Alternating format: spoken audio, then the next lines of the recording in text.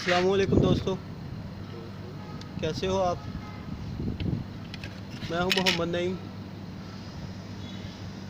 और आज का हमारा टॉपिक है, अगर कंप्रेसर एम्पेयर ज़्यादा ले रहा है, करंट ज़्यादा ले रहा है तो उसका क्या फ़ॉल्ट हो सकता है।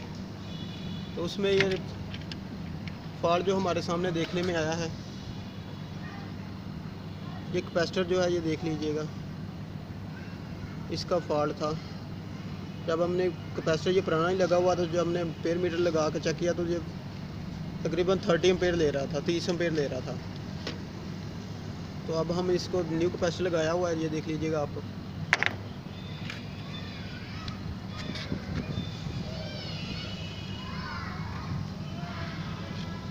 ये जो रेड वायर है ये स्टार्टिंग है, ब्लैक वायर और ये है रनिंग है, और रनर को 220 दी गई है। और इसकी जो कॉमन है ये रिले पर कनेक्ट की गई है। रिले से इधर से फेज़ आ रहा है इसको, और कॉमन को ये न्यूट्रल इधर से कनेक्शन बॉक्स से, ये जो टर्मिनल बॉक्स है इसे मिल रही है।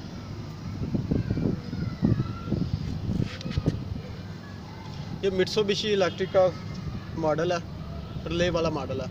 इसमें रिले लगी हुई है। रिले पर पहले वीडियो में बना चुका हूँ, अगर आपको नहीं पता इसके बारे में, रिले के कनेक्शन के बारे में, तो काइंडली आप वो वीडियो देख लीजिएगा।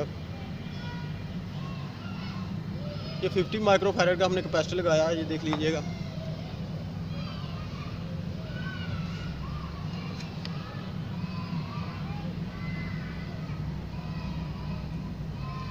ये सीनो अमेरिकन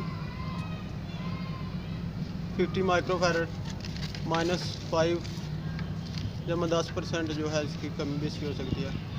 450 वोल्ट AC है, 50 एंड 60 हर्ट्ज़ है।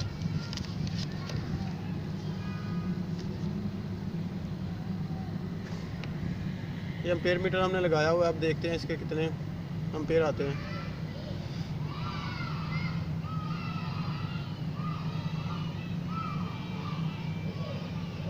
एम्पेयर ज़्यादा ले रहा हो तो इसका ये भी मसला हो सकता है, इसकी जो ये फ़ैन मोटर है इसकी स्पीड कम होगी, अगर ये फॉल्टी होगी तो